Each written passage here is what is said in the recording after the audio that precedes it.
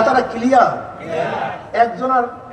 একজনের ন্যাক নবী মুহাম্মদ সাল্লাল্লাহু আলাইহি ওয়াসাল্লামের প্রত্যেকটা উম্মতের একটা ন্যাককে আল্লাহ 10 দ্বারা কমন ভাবে গুণ করেন। কেমন ভাবে? কমন। যে কোনো উম্মতে মুহাম্মদ একটা ন্যাক করবে, সেটা কয় হয়ে যাবে? 10। এটা কমন, এটা সাধারণ। নবী আলাইহিস সালাতু ওয়াস সালাম যত উম্মত আছে, এই উম্মতে একটা ন্যাক করবে, প্রত্যেকটা ন্যাককে 10 দ্বারা গুণ দেওয়া হবে। 10 থেকে 100, 100 থেকে 700, 700 থেকে যালিকা ফাদলুল্লাহি ইউতিহি মান ইয়াশা। এই যে আল্লাহ যাকে বেশি দিবেন, জমনের দেওয়া দিবেন, এই কাকে বেশি দিবেন বলেন তো? এতক্ষণ কি বুঝাইলাম? কথা বলেন কাকে? যার কলবের মান যত ভালো, তার ন্যাক তত বেশি। যে গরুর মান যত বেশি, গরুর মান যত ভালো, অল্প খাদ্যের দুধ তত বেশি। যে জমিনের মান যত ভালো, অল্প সারে সেখানে ফসল তত বেশি। যেই কলবের মান যত ভালো, অল্প ইবাদতে তার মান, নেকের মান অনেক বেশি। কথাটা ক্লিয়ার বুঝাতে পারছি? তা খেলা কিসের? কলব। এই অবয়বের কোনো দাম নেই। এই অবয়ব, এই যে চেহারা, এর কোনো দাম নেই। যদি সৌন্দর্যটার দাম হইতো, তা আবু লাহাব তো অনেক সুন্দর ছিল, তার নাম তো অগ্নিস্ফুলিঙ্গের বাপ আবু লাহাব, অগ্নিশিখার বাপ, অনেক চেহারাওয়ালা, অনেক আকর্ষণীয়। যদি জ্ঞানের নাম মানুষ হইতো, তো আবুল হাকাম, আবু জাহেলকে বলা হইতো জ্ঞানীদের বাপ। যদি টাকার নাম মানুষ হইতো, কারুনের এত সম্পত্তি ছিল যে 70 কথিত আছে 70টা উট প্রয়োজন হইতো তার স্বর্ণ মুদ্রার গোডাউনের চাবি বহন করার জন্য। যদি ক্ষমতার নাম মানুষ হইতো, তা ফেরাউনের এত ক্ষমতা ছিল, 70,000 বনী ইসরাইলের নিষ্পাপ সন্তানকে হত্যা করছে, প্রতিবাদ করার ক্ষমতা কারণ নেই। তা ক্ষমতার নাম মানুষ না, টাকার নাম। যদি বেশি হায়াতের নাম মানুষ হইতো, তাহলে সে ফেরাউন তো 700 বছর হায়াত পেয়েছে, তার বেশি হায়াত পেয়েছে। এর নাম মানুষ না। আগে মাথার মধ্যে নাও, ধনীর নাম মানুষ না। যদি বংশের নাম মানুষ হইতো, তা আবু জাহেল যেই বংশের নবী আলাইহিস সালাতু ওয়াস সালাম, একই বংশের। বংশের নাম মানুষ না, জানার নাম মানুষ না, টাকার নাম মানুষ না, ক্ষমতার নাম। অথচ বিলাল হাবশী গোলাম, নিজেও গোলাম, বাবায় গোলাম, দাদায় গোলাম, কালো, হাফসার লোক। দেখছেন কালো লোকের অবস্থা নাকি? একেবারে জন্মের কালো কালো ছিল, 1 টাকার মালিক না, কিন্তু কেমন দামি। বেলালে হাবশী হাটে জমিনের মধ্যে, পায়ের আওয়াজ আরশের মধ্যে, হাটে পায়ের আওয়াজ, অথচ কালো, একেবারেই কালো, নিঃস্ব, টাকা পয়সার মালিক না। এই দামি হওয়ার কারণ এটা মাথার মধ্যে রাখতে হবে। মাথার মধ্যে ভালো মতো ঢুকান এই দামি হওয়ার কারণটা। এই চেহারা না, এলেম না, এটা কলব। যার কলব যত স্বচ্ছ পরিষ্কার, তার মান তত বেশি। রাবিয়া বসরি রহমাতুল্লাহি আলাইহা, আপনারা অনেকেই জানেন না, সে কিন্তু বান্দি ছিল, লেউন্ডি ছিল, বাঁধা ছিল, খাটো ছিল, কালো ছিল, কিন্তু আজও তার নামে বয়ান চলতেছে। কথাটা ক্লিয়ার বুঝাতে পারছেন? ইন্নাল্লাহ লা ইয়ানজুরু ইলা সুওয়ারিকুম ওয়া আমওয়ালিকুম ওয়ালাকিন ইয়ানজুরু ইলা নিয়্যাতিকুম ওয়া কুলুবিকুম ইয়াওমা লা ইয়ানফাউ মালুন ওয়ালা বানুনা ইল্লা মান আতাল্লাহু বিকলবিন সালিম। এই কলবের চিন্তা আপনার মধ্যে, আমার মধ্যে নেই। এর জন্য যাদের কলব ভালো, একবার আল্লাহ বলবে, তাদের মাকাম উপরে উঠিয়া যাবে। আর আমাদের যাদের কলমের মান নাই, সারাদিন আল্লাহ আল্লাহ, কোনো কাম নেই।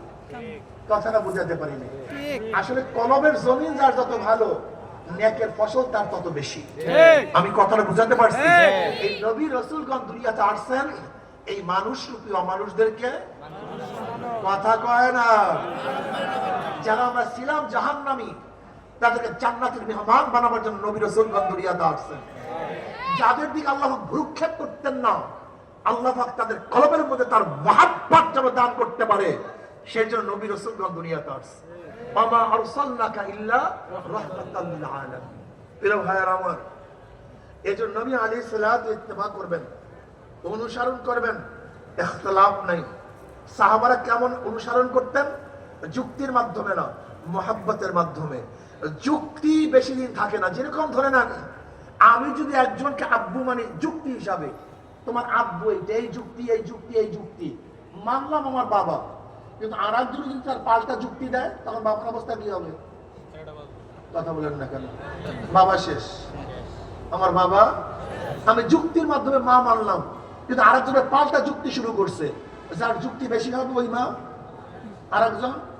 আরেকজন শেষ, আরেকজন, তার মাই তো পাবো না কিয়ামত পর্যন্ত। যুক্তির মাধ্যমে হয় না, যুক্তিতে মুক্তি নাই। মনে রাখতে হবে আল্লাহর রহমত যার কলবের মধ্যে আসে সেই মাওলাকে পায়।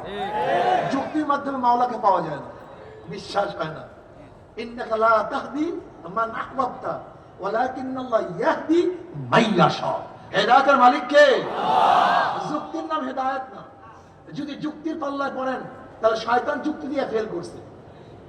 শয়তান আর নবী আদম সফল করিয়া স্যালেন্ডার করিয়া কামিয়াব হয়ে গেছে। বিশ্বাস। আল্লাহ শয়তানকে বলছে, শয়তান তুই সেজদা করলি না কেন? তুই সেজদা করলি না কেন? আমি হুকুম করছি সেজদা করার জন্য। সে যুক্তি শুরু, আনা খায়রুম মিনহু, আমি আদমের চেয়ে খালাকতানি মিন নার ওয়া খালাকতু মিন তিন, আমাকে বানাইছো আগুন দিয়া, আদমকে বানাইছো মাটি দিয়া। আগুনের গতি উপরের দিকে, মাটির গতি নিচের দিকে, আমি কেন আদমকে সেজদা করব? আদম আমাকে সেজদা করবে। যুক্তি।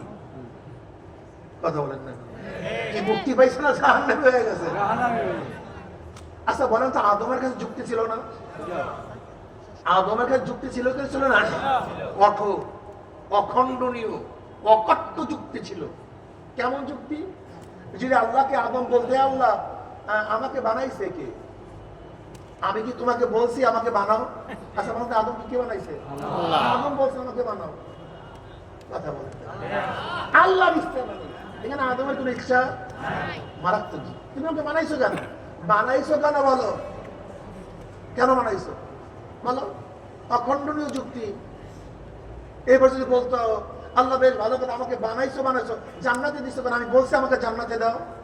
জান্নাতে দিছে কে? বেশ ভালো কথা, জান্নাতে দিছে। আমি কি বলছি আমার জন্য ওই গন্ধম গাছ লাগাও?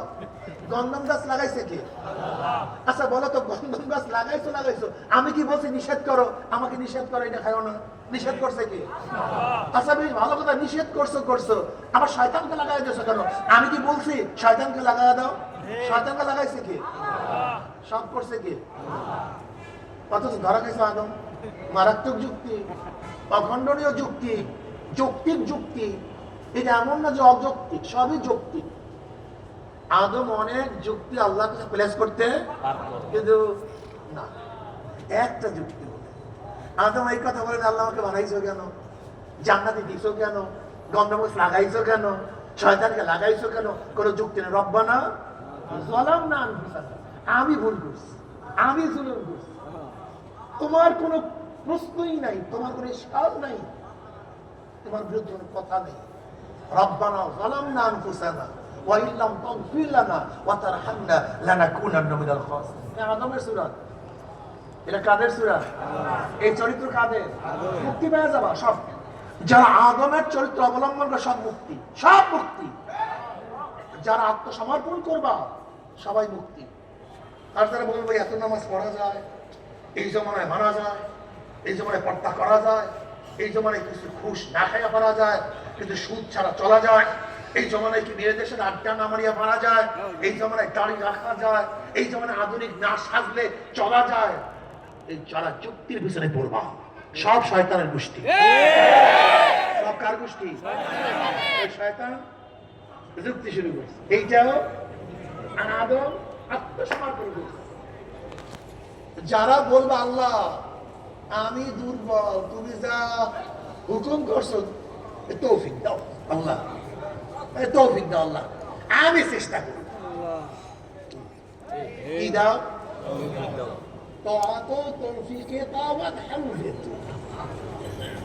তুমি আমাকে তৌফিক দাও, আমি পারবো না, আমি তোমার কথা চলার জন্য পাগল হয়ে গেলাম, যাও আমি শুরু করলাম, জানি না আমি পারবো কি পারবো।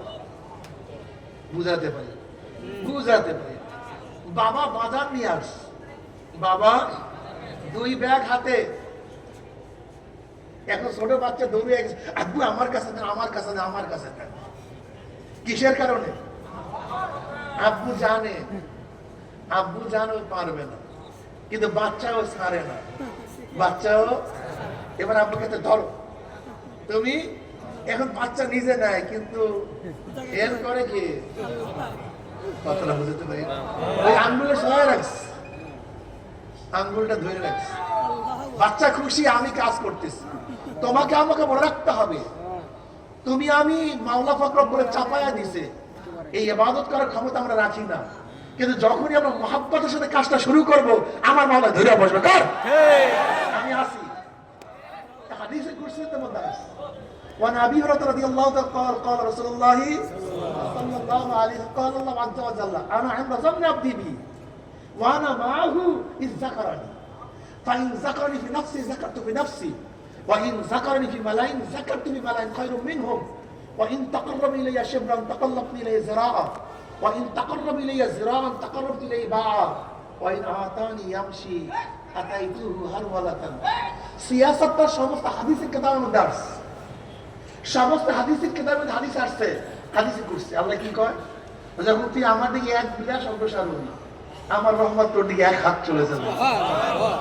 যখন তুই আমার দিকে এক হাত অগ্রসর হবি, আমার রহমত তোর দিকে দুই হাত অগ্রসর হয়ে যাবে। যখন তুই আমার দিকে হাঁটিয়ে হাঁটিয়ে রওনা করবি, আমার রহমত দৌড়িয়ে গিয়ে তোকে কোলে টানিয়ে নেবে, হেল্প করবে আল্লাহ।